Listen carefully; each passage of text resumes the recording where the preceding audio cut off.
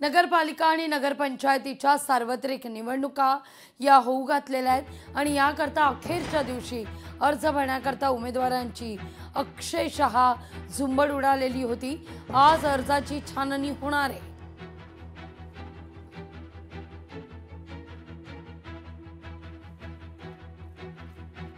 अर्ज भरण्याकरता उमेदवारांची अक्षरशः काल मोठ्या प्रमाणावर गर्दी झालेली होती। काल दुपारी 3 वाजेपर्यंत अर्ज दाखल करण्याची अंतिम मुदत होती। आज मात्र अर्जाची छाननी होईल। यानंतर मात्र बंडोबांना थंड करण्याच्या दृष्टीने राजकीय पक्षांसमोरचं एक महत्त्वाचं चॅलेंज असणार आहे। या सगळ्याविषयी अधिक माहिती घेऊया।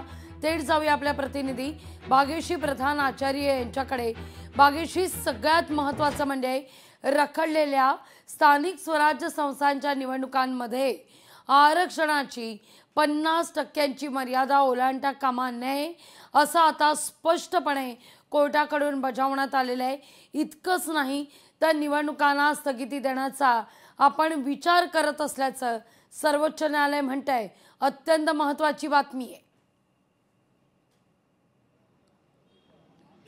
नक्कीच, कारण आपण बघितलंय की हे जे आरक्षण आहे हे आता 50%च्या वर गेलेलं आहे आणि 50%च्या वर आरक्षण देण्याची कोणतीही तरतूद आपल्या कायद्यामध्ये नाहीये।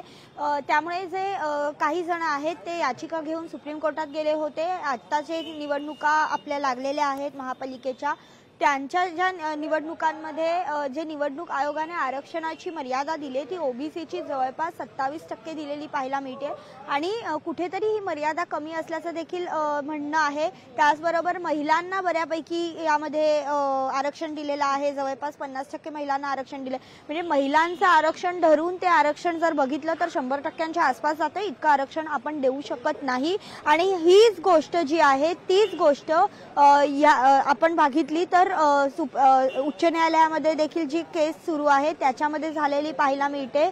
आणि एकंदरीतच जर बघितलं तर या सगळ्या ज्या न्यायालयीन प्रक्रिया आहेत त्या अत्यंत किचकट असतात, कायदेशीर असतात। त्यामुळे जे काही घडेल ते अत्यंत विचारपूर्वक न्यायाधीश करतील आणि त्यानंतर उद्या ही जी सुनावणी आहे ती पार पडेल। त्याच्यानंतर खरं तर ठरणार आहे की महापालिकेच्या निवडणुका होणार आहेत की नाही होणार आहेत। हे माहिती जी आहे ती आपल्याला उद्या या सुप्रीम कोर्टात झालेल्या सुनावणीनंतर मिळेलच। मात्र आता जर बघितलं तर ठाणे असेल, रायगड असेल आणि पालघर असेल या सगळ्यांच्या मिळून काल अर्ज भरण्याची शेवटची तारीख होती आणि या सगळ्यांनी मिळून जवळपास 443 जागांसाठी अर्ज भरण्यात आलेले आहेत। 1962 अर्ज जे आहेत ते दाखल झालेले पाहायला मिळतात आणि प्रचंड त्यावेळी झुंबड उडालेली पाहायला मिळाली। जसं काल आपण म्हणालात की प्रचंड गर्दी होती अर्ज भरताना, तशी प्रचंड गर्दी होती। अनेक लोकांनी वाजत गाजत अर्ज भरलेले आहेत, मोठ्या कार्यकर्त्यांसह अर्ज भरलेले आहेत। त्यामुळे नेमकं हे अर्जांच्या छाननीच्या वेळेला काय होतं हे बघा। बंदोबस्तामध्ये अर्ज भरलेले आहेत, काहींनी पोलीस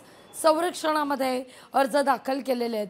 त्यामुळे अर्थातच या सगळ्या निवडणुकांकडे आता सगळ्यांच्याच नजर आहेत।